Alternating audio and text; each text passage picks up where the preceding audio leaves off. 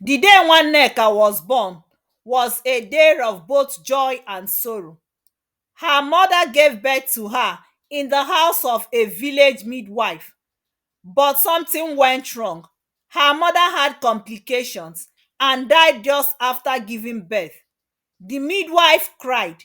She picked up the baby gently and went to tell the father what had happened. Hello guys, welcome to Moonlight Tales by Uju. Please subscribe to UJ Moonlight Tales channel, like and share for more interesting tales. Thank you. The title of my tale is Nwanneka the Orphan.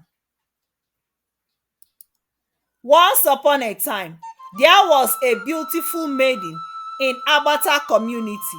Her name is Nwanneka. She was a 16-year-old girl. She had no parents. Her father and mother died the day she was born. Many people in the village believed that Nwanneka brought bad luck to her family. Even her uncle's wife, Azuka, do tell her on every slightest provocation, "You are the reason your parents died. You are bad luck."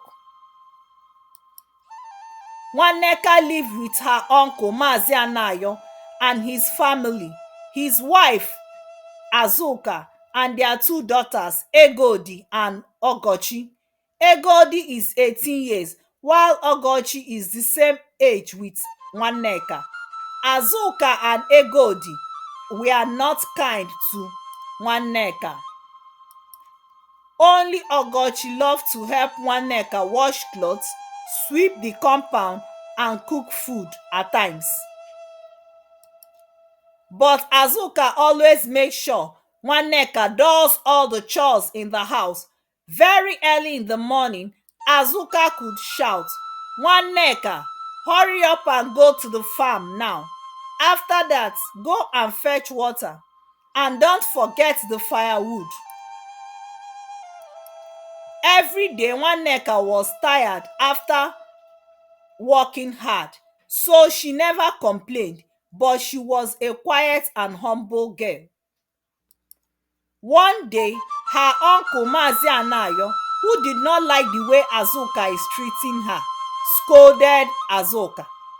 He spoke in anger. "Stop sending that girl up and down. Let her rest for a moment." "But she is bad luck," Azuka shouted. "She killed her parents." "That's a lie," Mazi Anayo replied. "That girl is a blessing to this family."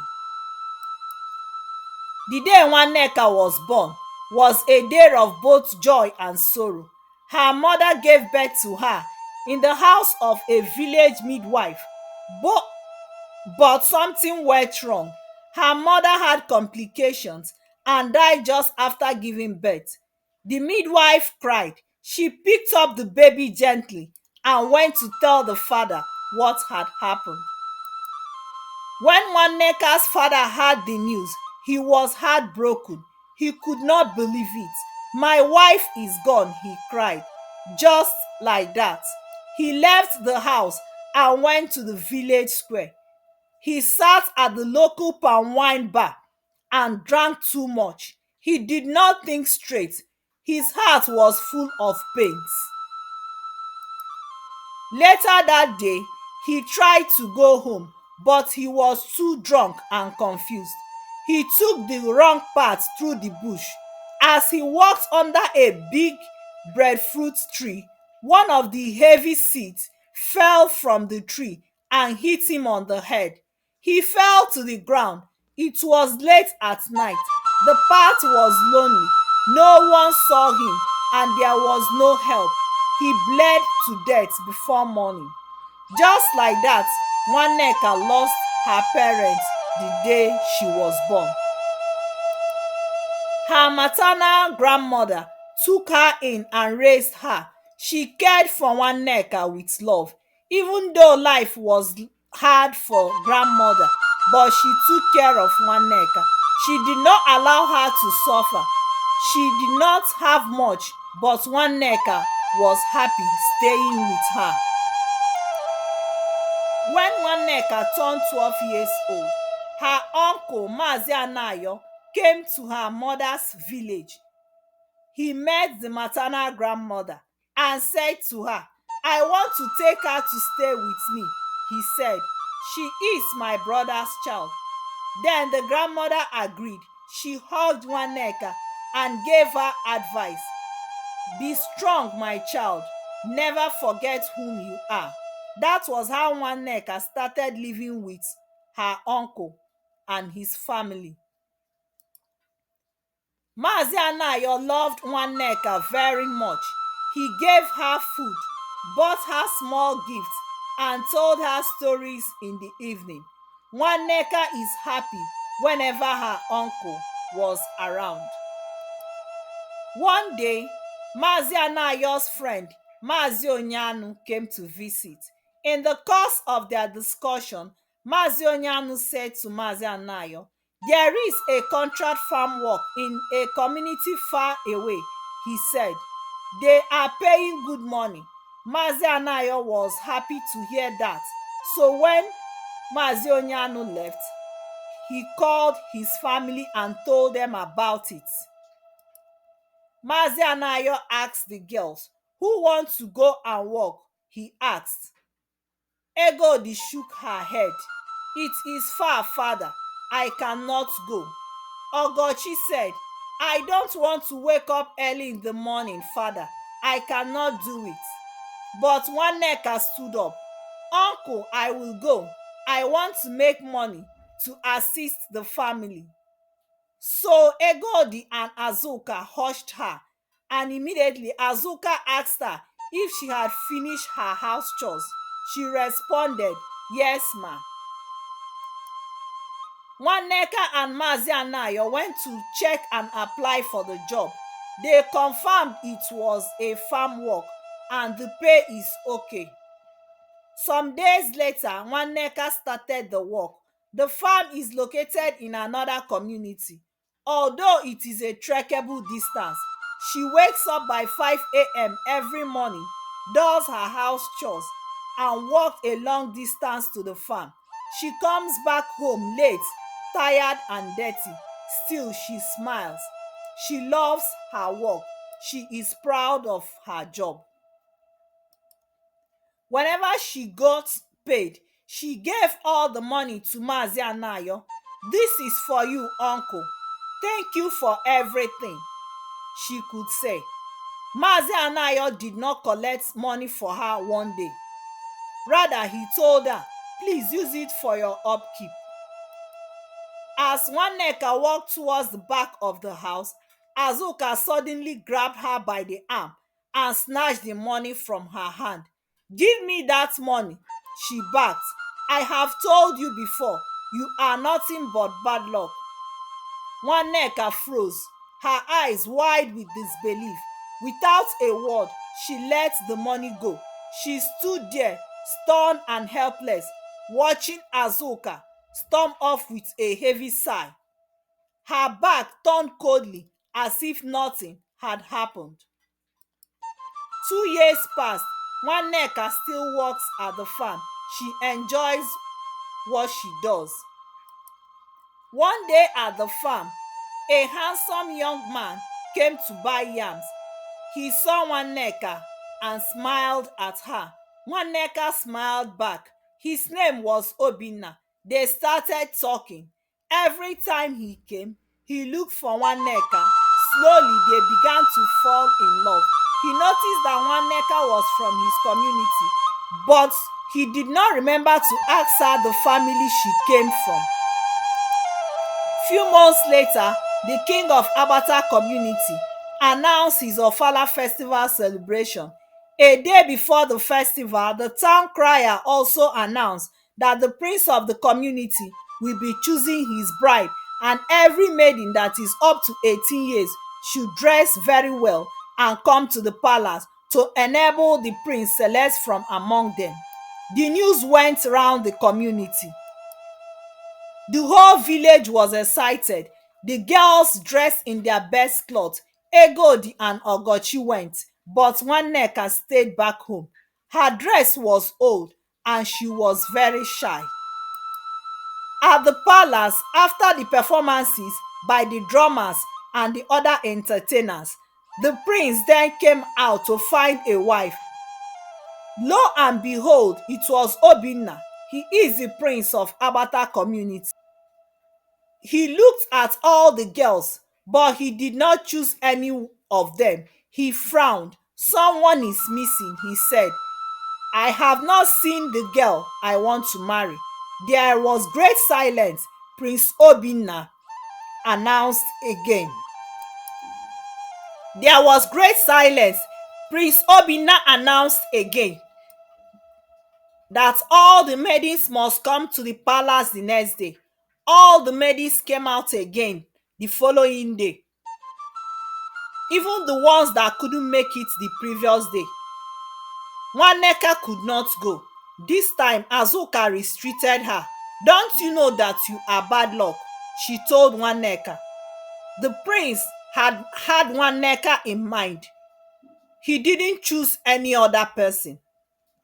Nwanneka couldn't make it, and the prince thought that Nwanneka lied that she was from Abata community. Days later, Obinna went to the farm where Nwanneka works. When he met her, he told her, I thought you were from Abata community. Yes, I am, Nwanneka said. Why didn't you come to the palace for the King's Ofala festival celebration? I was not feeling too well, Nwanneka said. Nwanneka did not know that Obinna is a prince from Abata community. So he waited for Nwanneka to close for work. I would like to take you to see my father, Obinna said. And she agreed. So they left together.